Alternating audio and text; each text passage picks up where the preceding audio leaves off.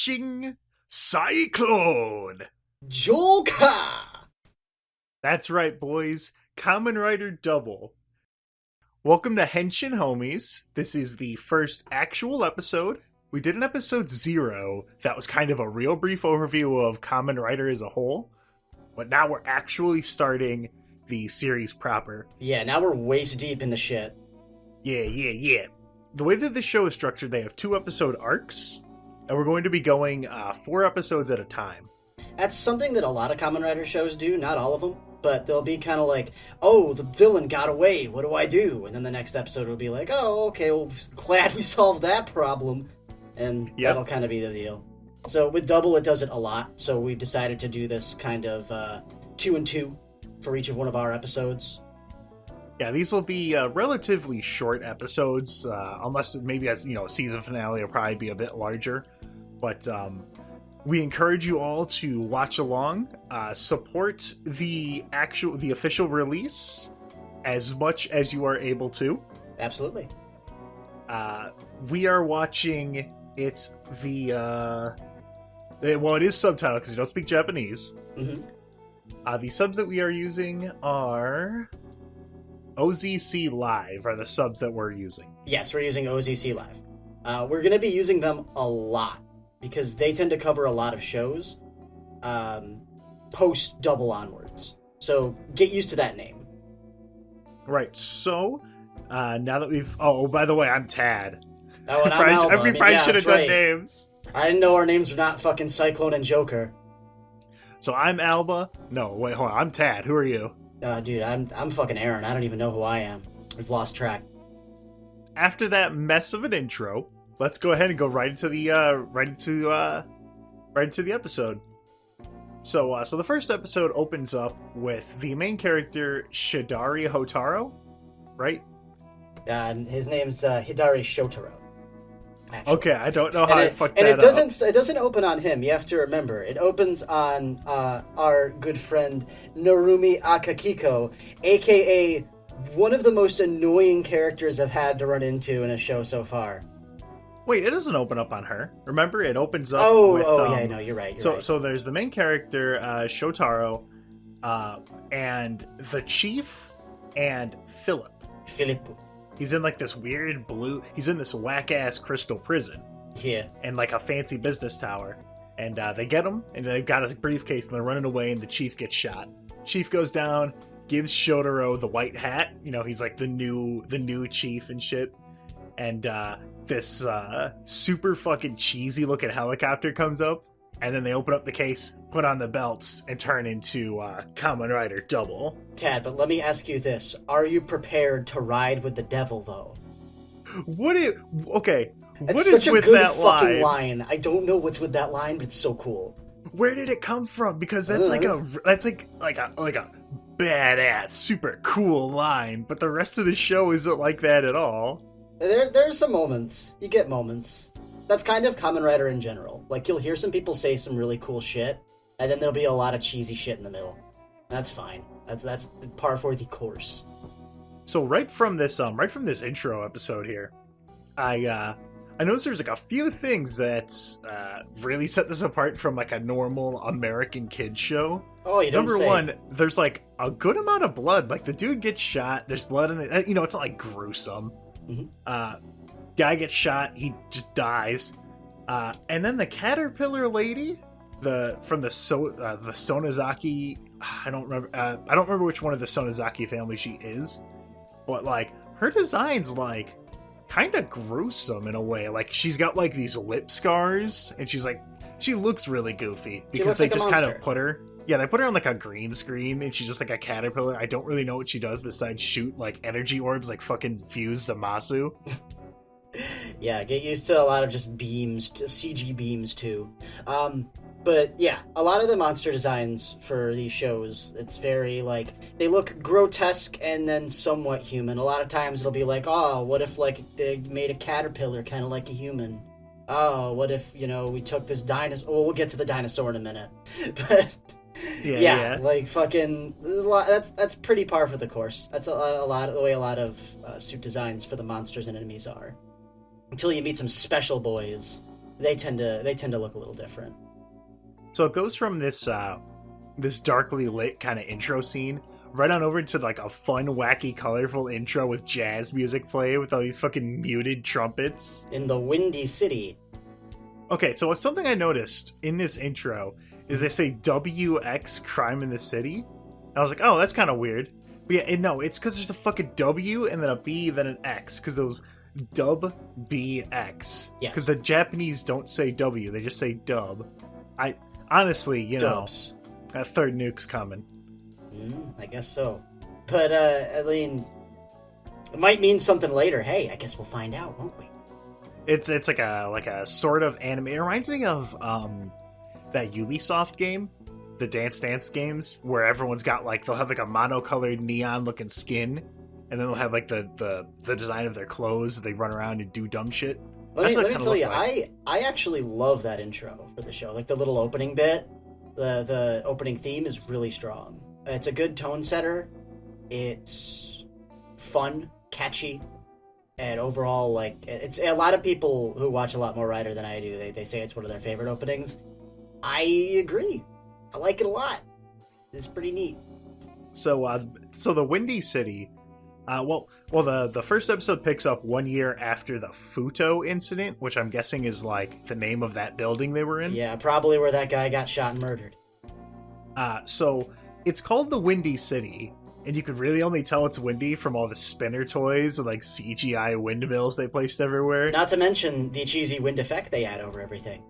Yeah, everything just kind of has this. Windy vibe. I get it.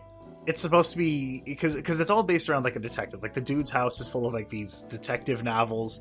He's trying to act like a cool Western detective in Chicago. No, sorry. He's trying to act hard-boiled. Sometimes he only ends up being half-boiled, though.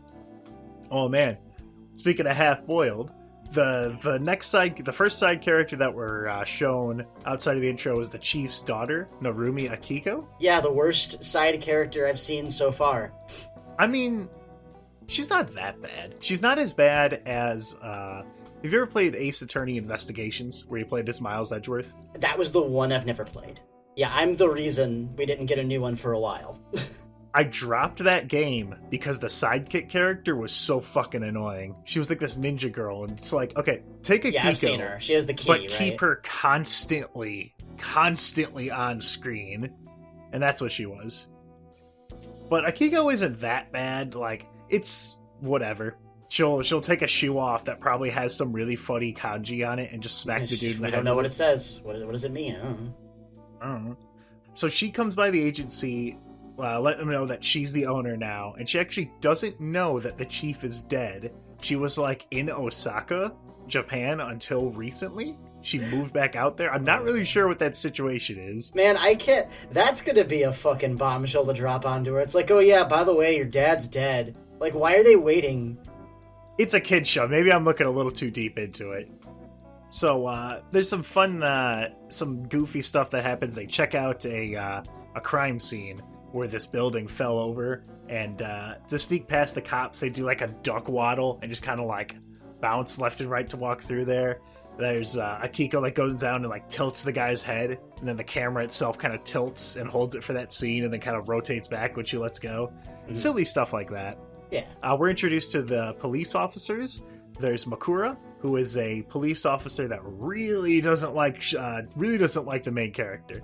And hats off to you for actually bothering to remember that shit, because the only thing I can remember him by is I had to look this up to see make sure he wasn't the same actor from another show, but he just reminds me of a character from Kabuto.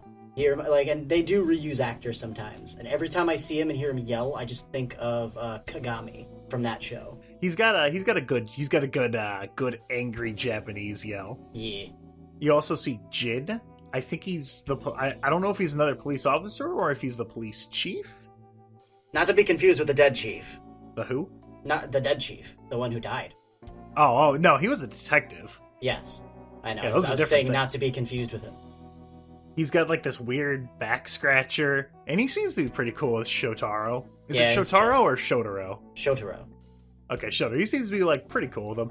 Also, at one point, Shotaro says "yare yare," which is the fucking JoJo's thing. Translators though, that means "geez." Like, the whole time he's trying to front that he's, like, this really cool badass dude.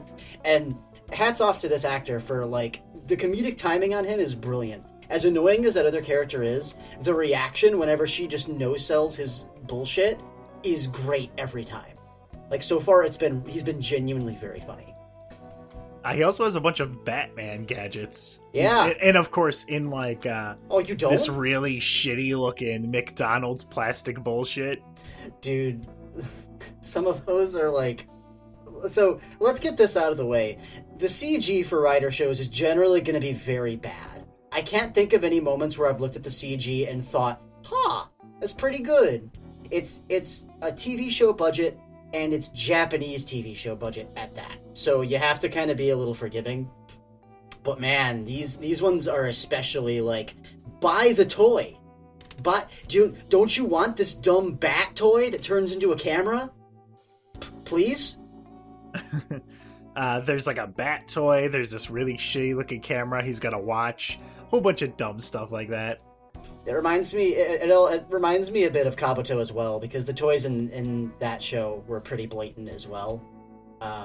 But this one is actually not as bad, but it's still pretty obvious. I don't know about that, but so you see the first dopant, which is what they call so there's Gaia memories, which are these like weird USB sticks that you like. I guess you just kind of inject them into you, or like stick them into like a tattoo or something. Yeah. And then you turn into one of these monsters. And people who use Gaia memories are called dopants. The first one you see is a guy named Magma, and he's just like a dude that's on fire. He's got like magma coming off him. There's this weird thing I noticed. Someone like Joker or Double, I guess. No, listen, or Dub. You gotta say it right. Joker. He picked him up and threw him. And the guy like rolled on the ground and fell right on the magma spikes, and they didn't like bend or break or anything. Well, they bent, but like the suit looks pretty fucking flimsy, but it's able to get thrown around and not break. Yeah, I'm not sure what they make those out of, but they used to use fiberglass for a lot of this stuff, and they use something that's like more of a plasticky material, but it's got to be pretty durable because people got to do like stunts in that shit. Yeah, and they probably have to make multiple or be able to easily patch them up if something breaks. I have heard conflicting things. I've heard that they don't generally make multiple suits. In fact, even whenever they do crossover stuff, which we'll get into later, those older fiberglass suits come back because that was that suit. So like they don't make new ones. They don't make new cheaper ones. They just bring back the old ones. So I imagine they're built to last. So after that, we were introduced to what looks to be the main bad guys of the series, the Sonozaki family. Or Sonozaki. They're comically bad guys. And actually, the way that they look reminds me of more Power Ranger type bad guys, where they're like normal humans in the same room with a bunch of giant monster weird dudes and like silly hairstyles. I actually rather like them. They seem to be going for like this interesting crime boss motif, which is not too similar to a lot of things I've seen in other shows. But with these, like, the way they're talking, like, welcome to the family, it almost comes across like Italian mobsters. But, you know, Japanese. Yeah, but with the Japanese. And they're dealing out these things that turn you into monsters, but they're, like, selling them. So it seems like they're trying to... I'm not sure what their end game is, but it seems like they're just, like, making profit off of these things that turn you into horrible monsters, and people just like keep eating them up because it's like, oh, I can become powerful, and that's a pretty cool gimmick. What I noticed too is that so the Rider suit it's using these same Gaia memories. Yep.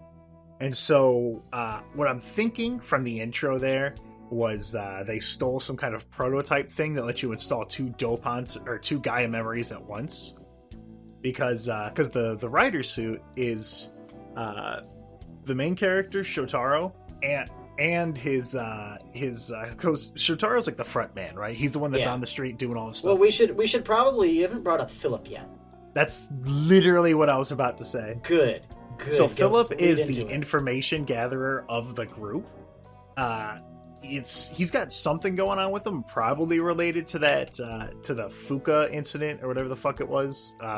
Fudo, where you can, if he gets a topic or a keyword, he'll go and like become a human Google search engine and search through a bunch of stuff and get all the info that he can off of it. It's literally like, if you ever saw The Matrix, his brain seems to be like that scene in The Matrix where it's like, we need guns, lots of guns. Except it's more or less like, we need books, lots of books. And using key phrases, Shotaro can kind of narrow it down. And it's generally that's how they kind of work alongside each other. Shotaro's a detective who can find out stuff on the scene, and Philip has infinite amounts of information, but he hasn't read through all of it. Interesting note, they call it a Gaia library. So I do think he's definitely tied somehow to all this Gaia memory bullshit. Yeah. So he kind of gives them the hints that of the next likely target for Magma. And there's been like a string of these clothing stores being attacked. He goes out there and so he turns it like he walks up to the dude. He's like, "Hey, so do you know about these things? Do you know about these Gaia memories?" And the guy just like immediately turns into magma to try and kill him. And so when he activates the suit, when he puts on the belt, Philip gets it on as well. Philip puts one memory in, and Shotaro puts one. And then they activate it. But when they do, Philip falls unconscious, because I'm guessing they can only share like one body, but it's split down the middle. 2 bodies in 1 soul, or something like that. 2 souls in 1 body. The intro actually mentions it too. And of course, when he puts it in there, the first one is Cyclone, and the other one is fucking Joker. Now, and then of course, when they put it on there, they have their little catchphrase, which is now. Let's count your sins. It's so good. It's the fucking cheesiest shit ever. It's a really good one, though. That's a pretty good one. So then they just start kicking his ass. Yep. And they activate Maximum Drive. Now, is that a thing for every Kamen Rider? Maximum Drive? No, that's generally their finishing attack. Well, they'll have a special line for when they're about to like, okay, this is gonna be the move that fucking kills him. And in this case, for him, it seems to be Maximum Drive. So, so his Maximum Drive, because they had Cyclone and Joker. So he, like, jumps up into the air like a tornado, and then they split into 2 and, like, kick him twice. It's like a double rider kick. I like it. It's pretty neat. It looks a little wonky, because they have to, like, CG, like, half of his body coming off. Which, by the way, we should mention the suit design for this show is really interesting and great.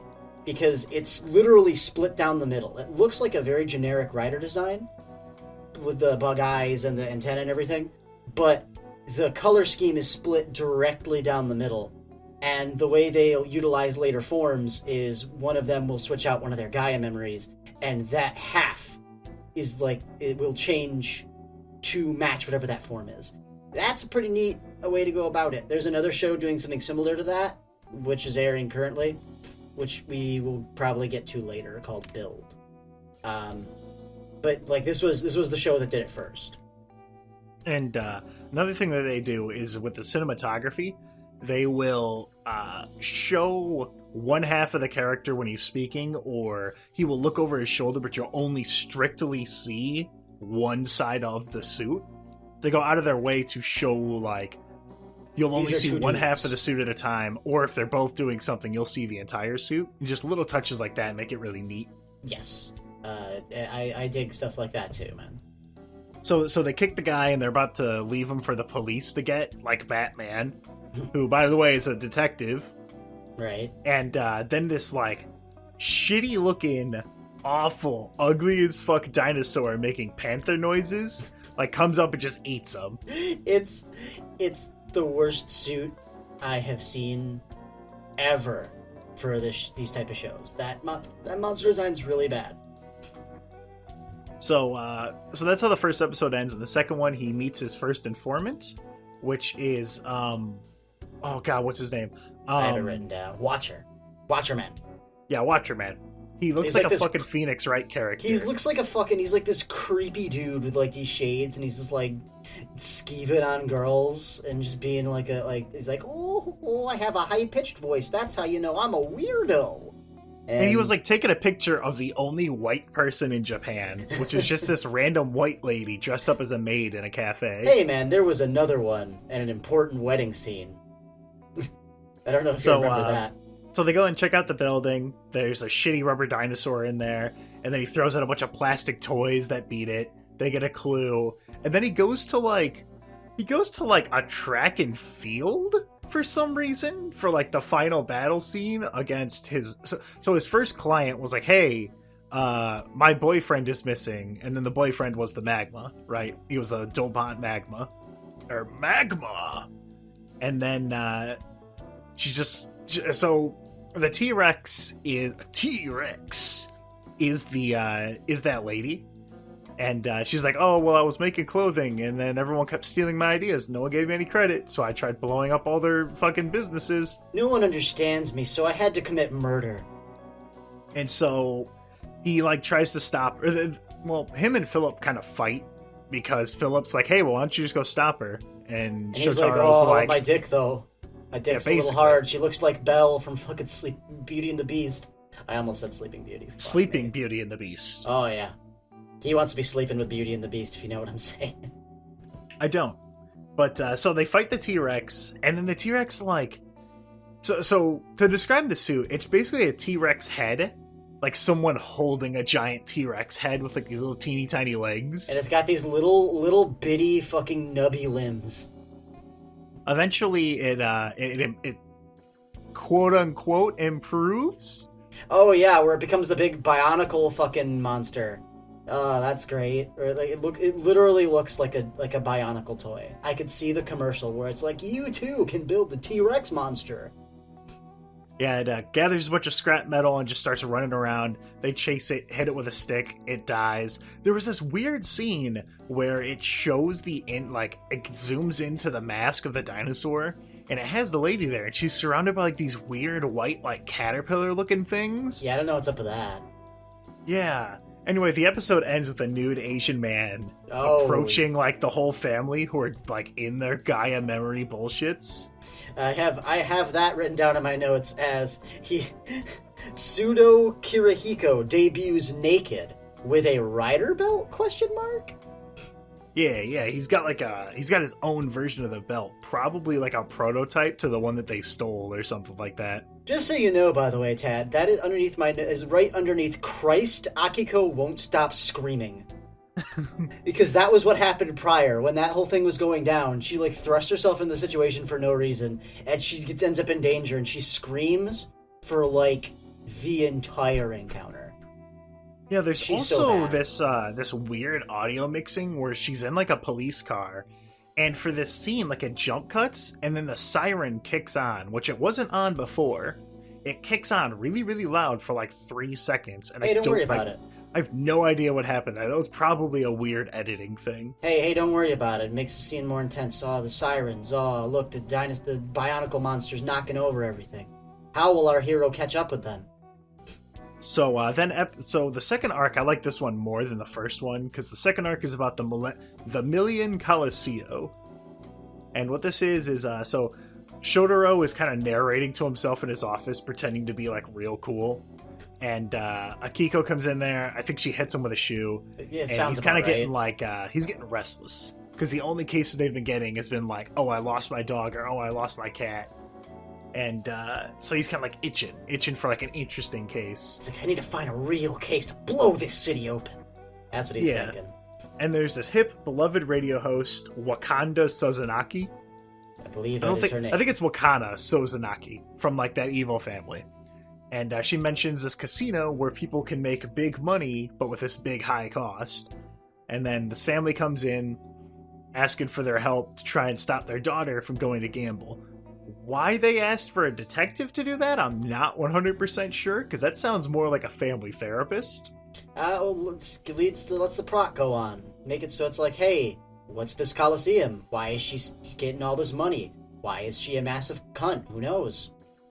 So they go and they meet Watcherman again, and he kind of directs them to this old guy who gambled all of his money, and now he's in his house drinking. There's also a lot of alcohol in this children's show. Yeah. Like, the dude's just pounding it. You can tell he's drunk because he's like, he's tipsy all blushing. And giggling. And so they get a little bit of info from him. And then you have this dude who looks like the fucking Sequoia Ocha, like the White Devil from the fucking Ace Ventura. He looks like a Phoenix Wright character filtered through a One Piece character. See, I was looking at him thinking, so he has the horns. He has the Sequoia Ocha horns, but he looks like the bad guy from Tekken. Oh, Heihachi? I don't remember his name. Yeah, he looks like Heihachi. A little bit. I could see it. He's not anywhere near as manly and cool. But, like, yeah, he's, like, kind of like this. He looks like a toady in a business suit, but also kind of like he'd have a devil fruit. He'd have, like a fucking money fruit or some bullshit. Well, speaking of money, he does have that. Because he turns into dopant money! And he, like, touches the guy with a coin, turns him into a bunch of coins, and, like, puts him in his big fat belly, and then runs away. So Double chases after him and gets stopped by Kirihiko, who, like, blasts him with this big blue beam. Mm-hmm. And you don't get a good shot of him. You get to see his back, where he's got, like, these weird, really thin, like, wing-looking things. I'm not quite sure what his suit looks like, or if it's like, because it looks vaguely Rider-esque. They're teasing it, and the way they're teasing it's making me think that he's probably going to be another Dark Rider, which is a thing you'll learn about. Yeah, because so this dude, he's the #1 Gaia memory salesman, this Kirihiko fella. He pushes the drugs real good. Yeah, and he notices that the memories that W is using, the Luna, Steel, Cyclone, Joker, Metal, I think there's one more that I haven't seen yet, that no one else has any of those, and that it's, a dopant split in 2 halves. Right. Philip figures out that the way to the casino was through the bus route, and so Shotaro follows the bus on the motorcycle, which, by the way, the motorcycle is black and green, like, split right down the middle. That's with one of the better bughead. motorcycle designs. Like, there's get used to seeing that, too. There'll be a lot of, like, motorcycles that look a lot like, I wonder who rides this. Yep. Doubles, I actually think, looks rather good. Which cannot be said for the CG tank that he has that fucking shows up in like, the big action scene. I didn't mention it, but, like, in episode 2, it's big dumb CG tank that comes out of their base. Like, actually, a big dumb Batmobile with their face on it. And, so gaudy. He can, that's what he uses when he was fighting the dinosaur. He took the really cool motorcycle and turned it into a green goblin glider. Yep. I forgot about the fucking glider. I forgot that he goes on that. Like, yeah, the show is pretty egregious with the toy stuff right out the gate. Which is fine, because a lot of shows like that, they front load it to the first couple episodes and then they focus on their storytelling later. I am hoping the same thing happens, because I'm actually really liking a lot of the story beats, and the villains are pretty interesting so far. So Shotaro follows the bus on his motorcycle and does, like, all these sick stunts to, like, jump on top of the bus and shit. He's on top of the bus and, like, Money's up there. Money! And he does my fucking favorite thing where they're fighting and he, like, judo throws him and it does, like, the fucking Street Fighter V Abigail finger guns at him. So that's another thing that you'll get used to in Rider shows. Riders have, like, trademark little things that they do when they fight. Sometimes it's subtle, sometimes it's a little more overt. There's one in particular for, like, a show called Kamen Rider Fives that I love. He does, like, this wrist flick thing, and it's, like, the coolest shit. Like, in the mid-fight, he kind of, like, flicks his wrist, to let him know, like, yeah, I'm not even really trying, come on. I like it. Yeah, when we get to Fives, you'll see that shit. Money gets away when he drops the F word, and Philip shuts down. Yeah, Philip has this thing, so when he's, like, digging in his Gaia library, when he tries to look up family, the only thing he can find is, like, a torn up book. That's the only thing that, like, he can't find with all of his Gaia library stuff. Yeah. So whenever it's mentioned up, he kind of, like, freezes up because he can't pull up any info about it. Yeah. It's like when you try and, like, search for a file that doesn't really exist on a computer, and it just, like, kind of stops. Not unlike Batman, Philip's trigger word also seems to be parents. That's true, yeah. It seems like there's a lot of Batman iconography in this show in general. I don't know if that's intentional, literally has a toy bat that takes pictures. Yeah, of but he has a things. bunch of toys. He has not. The bat's just like one of many. Like he has like a weird fucking beetle too. Like I think that's more coincidental. But the fact that he has a big dumb Batmobile, and that like he's a detective, and one of them's like parents. Oh no! In this episode, we also see the rest of them, rest of the big crime family. We see Cradle, which looks like a weird League of Legends character, but with like, that race in Star Wars where they're like orange? There was like a cartoon where one of them was a main character. Was it the Klingons? No, that. Whoa! No, she has like she looks like a Yordle from League of Legends, but she has like a stupid Star Wars looking face. Yeah. That's Cradle. And then Terror. Which we don't get to see. Yeah, we don't get a good look at Terror. We get a look at his face in the wedding scene. But we don't actually get he's the patriarch, he's the father guy with the big ass cat that he keeps trying to feed, but the cat wouldn't eat it, so they just cut the scene away. Yeah. He looks like you played Link to the Past, right? I know of it. Do you remember so when you do Link to the Past, the first thing you do is you get 3 pendants, and then you go up to the castle, right? And then you fight like Aghanim the wizard. Okay. That's what he looks like. He looks like that dude. I'll take your word for it. I've never played it, unfortunately. So my favorite moment in this episode, Shotaro lost the trail, right? Because he lost the fight against Money and got thrown off the bus. But, like, Akiko just went on the bus like a sensible person to get to the secret. And so she's in there and she calls him up. And, they see the lady that they're trying to save, Yuko. She bets, she loses all her money, bets her whole life force, loses. The guy turns her into a bunch of coins. And so she, goes over and hits Money with a shoe and then calls him up and, immediately Shotaro's like, what the fuck are you doing? And Philip, for whatever reason, he's doing oh, you, risking your life. I don't understand Philip's reaction. Shotaro's reaction makes sense, but, it's almost as if Philip's good, we'll finally get rid of her. Let me watch. But they convince Money to wait for them to get there to gamble. And when he notices Akiko, he stops and does a swoosh, turn around with this stupid fucking look on his face. Philip goes there, he bets all of his Gaia memories against the soul coins, because when someone bets their life force, they could, it turns into coins. And because he's like, hey, we'll give you our 6 Gaia memories if you give us these things. So they start playing roulette. And they're winning until Money drops a hard F, and Shotaro has to take his place in the fucking Old Maid. And so they're playing Old Maid, and then he starts to lose, and then they just start fighting each other. He gets all his stuff back, which is the important part, and then he kills him. And so what we pull from this episode, he kills the dude, or it doesn't kill him. I guess he beats him up, and then the police are left to go get him. Right, I forgot. It doesn't end with an explosion like most Rider shows. He actually lets the police do their work. He uses Luna, and what that is, it just makes your arm wacky and elastic, so he just kind of whips it around and slaps the guy a bunch. It looks like he has an elastic banana for an arm for a while. Yeah. So the important things to pull from this 4th episode is the Wakana girl really likes Kamen Rider. Everyone likes her. She doesn't give a shit about them, but she really likes Kamen Rider. Nazca gets married to the blood caterpillar lady whose name I forget. Yeah, we'll write it down next time. And then the best character ever, which is just Santa Claus. There's Santa Claus. Just canon. Santa's just canon in this show. He's running around Shotaro's kind of oh, I'm down in the dumps. What am I gonna do?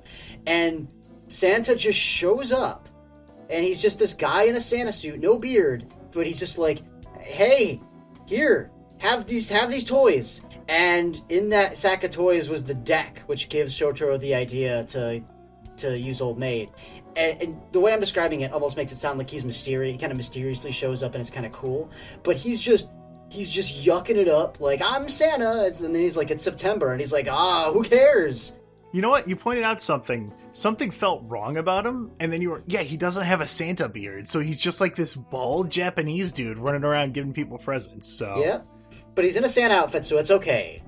Yeah, that's That's the first 2 arcs of Kamen Rider Double there. We'll say it's the first 4 episodes, the first 2 like little introductory Mini bits. arcs. Yeah. I'm interested because there's 50 episodes in total, and so they've already introduced the full family. So I'm wondering where they're going to take it from here. I'm sure there's a lot more because it seems to be that they introduce an enemy in every single episode. So I'm looking forward to see some more of these designs because they're pretty fun. I like the designs. Right.